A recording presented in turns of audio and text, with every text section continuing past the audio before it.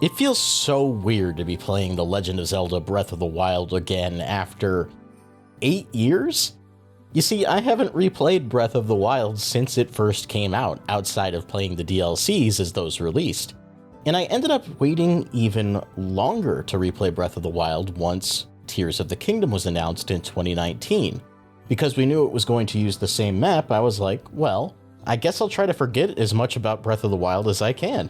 And it remained true all the way until Breath of the Wild released a Nintendo Switch 2 edition on Nintendo Switch 2.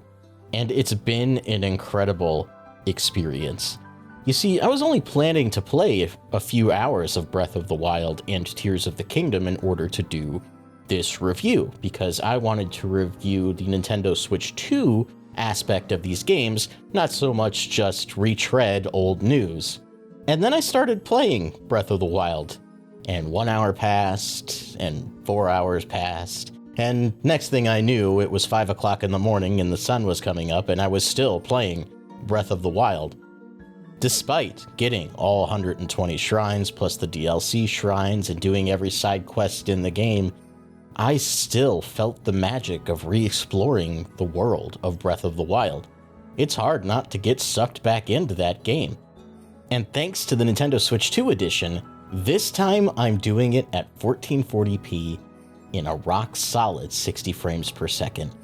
And oh my gosh. If you haven't seen this game running at 60 FPS in this resolution in person yet, this video's not going to do it justice, but I'll try my best. Breath of the Wild was magnificent at sub 30 FPS on the original Nintendo Switch when it first launched. But playing the Nintendo Switch 2 edition is like playing a brand new game. I've said this about various games that have gotten updates on Nintendo Switch 2, like Pokemon Scarlet and Violet. This is a new video game. Being able to see the game world at such high resolution with such nice frame rate makes me appreciate a lot of the design of the world more than I was able to on the, well, quite frankly, blurry Nintendo Switch 1 version. I remember when I first got glasses back in like 2007. I was having a hard time seeing things in class and eventually convinced my parents that I couldn't see well, and they took me to the eye doctor. I was playing Metroid Prime 3 Corruption on Wii the day that my glasses came in. My dad walked into my room, handed me my glasses, I put them on, and I was seeing in high definition for the first time in a long time. That's what it feels like playing Breath of the Wild and Tears of the Kingdom at this resolution. And in a previous video I did, I mentioned that I've been using GL and GR on my Switch 2 Pro controller to remap the run and jump buttons in order to give myself more fine control over the game. And that has also been contributing to my experience replaying these games. But just outside of resolution and performance and re-experiencing the magic of the originals, gosh, are these load times so much better. I remember in my original Breath of the Wild playthrough, sometimes I would see a shrine, walk up to it so that I could, warp to it later, and then just keep going because I didn't want to deal with the loading screens in that moment. But with the Nintendo Switch 2 editions, every time I see a shrine, I'm ready to just dive right in because there's so little downtime in this version of the game. Oddly enough, for some people, I know that they use loading screens to check their phones or get up and use the restroom or things like that. But for me, long loading screens just take me out of the game. I 100% of the time would rather not have them than have them. I've also taken this opportunity to play Breath of the Wild in Master Mode for the first time. So I'm making the game a little bit harder. I'm seeing some of the small adjustments they've made to the world and enemy layouts, and I've been enjoying that a lot. It's offered me a fresh glimpse at a game that I know really, really well, despite how long it's been since I played it last. But the one feature I was not expecting to enjoy as much as I have is Zelda Notes. When I first downloaded the new version of the Nintendo Switch app and checked Zelda Notes, I got to see all of the stats and medals that I have unlocked. I've collected 798 materials, I've spent 133 hours in Hyrule. For some reason it says I've defeated 0 enemies, and I know that's not true.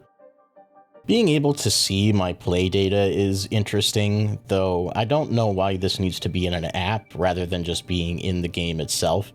I find that a little bit odd, but ultimately it's harmless.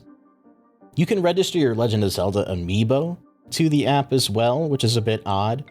But after you've scanned a single amiibo 5 times, you get to use it a bonus time, which is kind of neat, I guess. You can spin for a daily bonus, which has various effects, the most substantial one probably being equipment repair. But stuff like this and the ability to item share with other people, in my opinion, takes away from the core conceit of The Legend of Zelda Breath of the Wild and Tears of the Kingdom. It's Link versus the environment, and when you have access to outside help like this, and amiibo in the case of the original versions, it kind of takes me out of the experience. But it's not my first time playing these games, and it's very likely not your first time playing it either. So features like this are a novelty at best and inoffensive at worst. In my new playthrough of Breath of the Wild, I experienced a little bit of a Hilian Shield fiasco. So when I started my playthrough, one of the very first things I did was go to Hyrule Castle and claim the Hilian Shield. Master Mode is pretty tough in the opening hours of Breath of the Wild, so I figured having the Hilian Shield would make things a little bit easier. And it did. I was able to beat the Stalnox, get the Hilian Shield, and everything was great.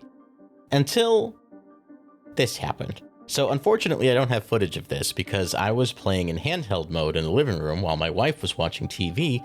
I was climbing a tower, getting ready to activate it. It's the one that has a bunch of monsters with electric attacks around. And I'm climbing the tower, I get electrocuted by an electric Wizrobe, and I drop my Hilian Shield. But because I was half paying attention, I didn't notice that I dropped my Hilian Shield, so I lost it.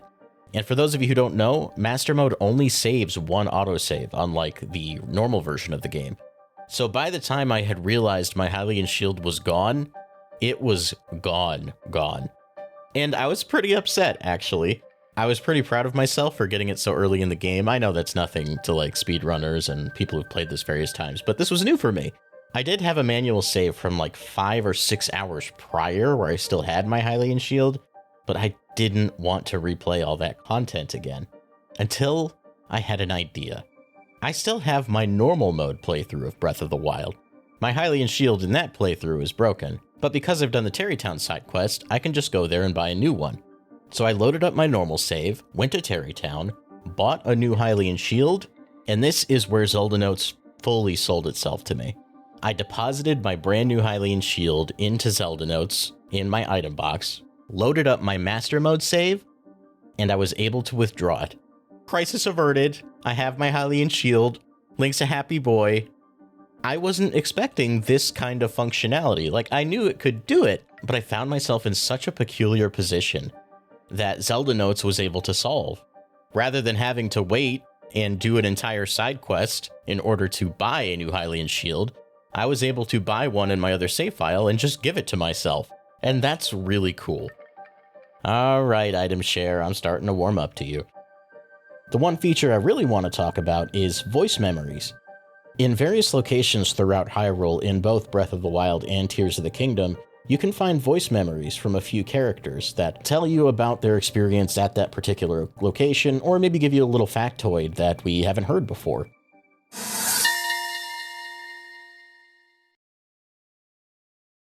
In Hyrule, there are a number of large decaying trees that are likely over 1,000 years old, not unlike this tree stump. There is a legend about this tree in particular that says it was inhabited by a dignitary spirit. I, too, sense something important from this tree. An archaeological survey will soon take place here, so I cannot wait to hear about their findings. I did find myself enjoying just opening my phone, setting it aside, and occasionally coming across a voice memory.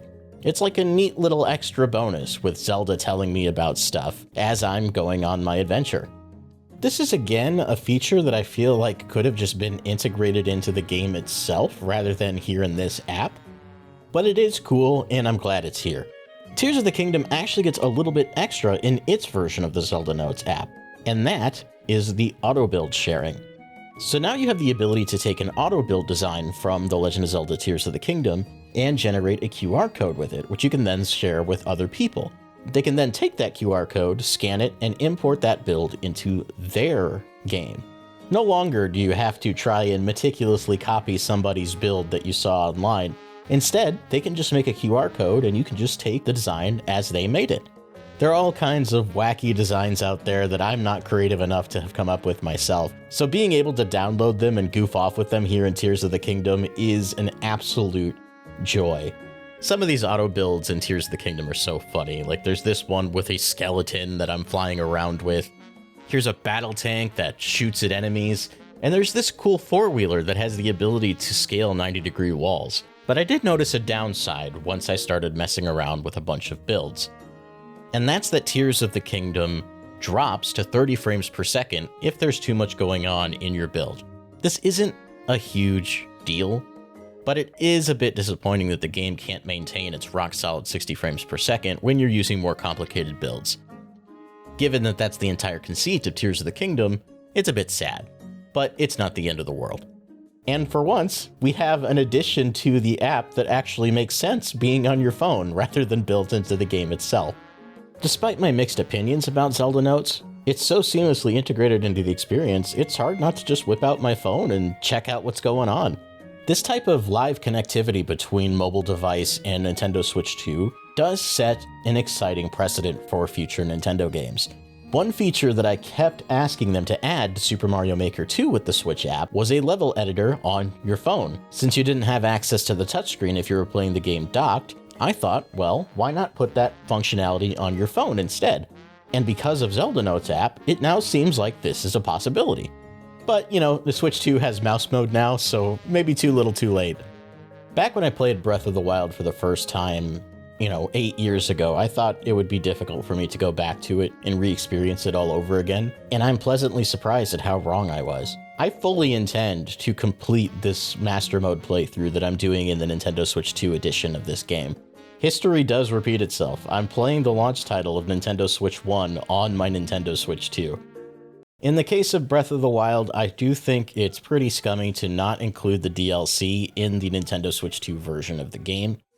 It's an 8-year-old game. You could just include it in the base cost of the game. I don't think anyone would be upset if you did that. But maybe they're thinking if they did do that, then they can't justify the $10 upgrade fee for people who already own the DLC. Well, Nintendo, maybe that means you shouldn't have charged an upgrade fee at all.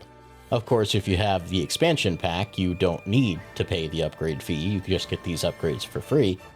But when you compare what you're getting in these new versions of these two games to the other Nintendo Switch 2 editions that are coming out, like Kirby or Mario Party, it is kind of hard to justify that price tag. I'm glad there is an upgrade path, don't get me wrong, but I argue that maybe they shouldn't have charged for this in the first place. I do wish that there had been some additional content added to these games outside of the voice memories, especially Tears of the Kingdom, which still doesn't have a master mode of its own. But even despite these gripes, these are two of my very favorite games of all time, and I am absolutely overjoyed that I get to play them in a brand new way here on Nintendo Switch 2. We've got a lot more Nintendo Switch 2 content on the way, so make sure you subscribe to GVG so you don't miss out on any of it. But until then, keep the games good and the vibes greater. Bye now.